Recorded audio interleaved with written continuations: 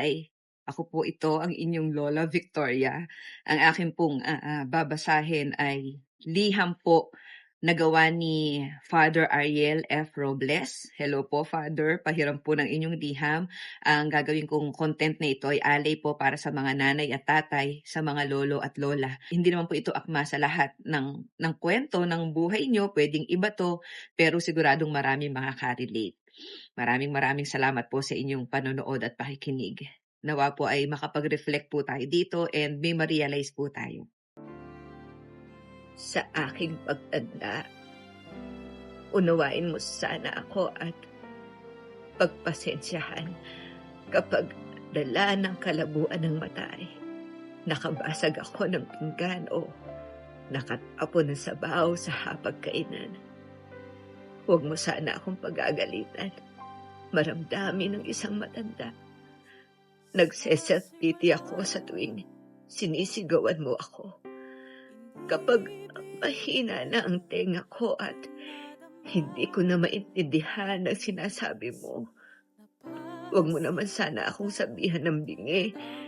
Pakiulit na lang ang sinasabi mo. Pakisulat na lang.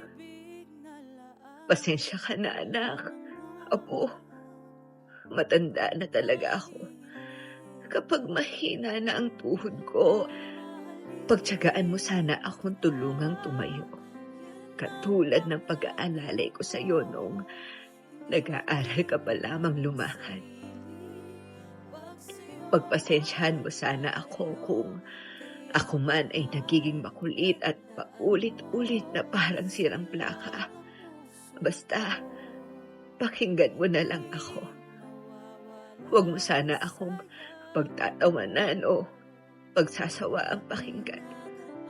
Natatandaan mo, anak, nung bata ka pa, kapag gusto mo ng lobo, paulit-ulit mo yung sasabihin. Maghapon kang mangungulit hanggat hindi mo nakukuha ang gusto mo.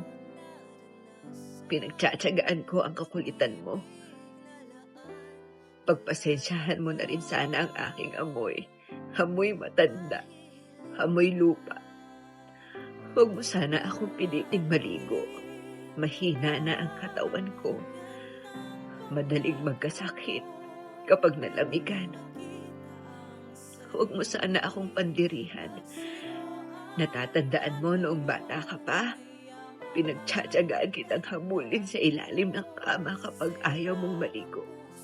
Pagpasensyahan mo sana kung madalas ako'y masungit. Dala na marahil ito ng katandaan. Pagtanda mo, maiintindihan mo rin.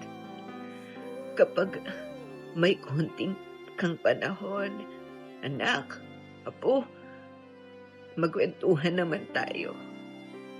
Kahit sandali lang. Inip na ako sa bahay. Maghapong nag-iisa. Walang kausap. Alam kong busy ka sa trabaho, sa pag-aaral mo. Subalit nais kong malaman mo na sabik na akong makakwentuhan ka. Kahit alam kong hindi ka na interesado sa mga kwento ko. Natatandaan mo, apo, anak, nung bata ka pa, pinagtsatsagaan kong pakinggan at intindihin ang pautal-utal mong kwento tungkol sa iyong teddy bear. At kapag dumating ang sandali na ako ay magkakasakit at maratay sa banig ng karamdaman, huwag mo sana ako pagsawa ang alagaan. Pagpasensyahan mo sana kung ako man ay maihi o madumi sa higaan.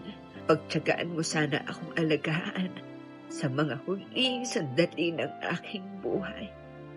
Tutal, hindi naman na ako magtatagal. Kapag dumating ang sandali ng aking pagpanaw, hawakan mo sana ang aking kamay at bigyan mo ako ng lakas ng loob na harapin ang kamatayan. At huwag kang mag-alala kapag kaharap ko na ang Diyos na lumikha.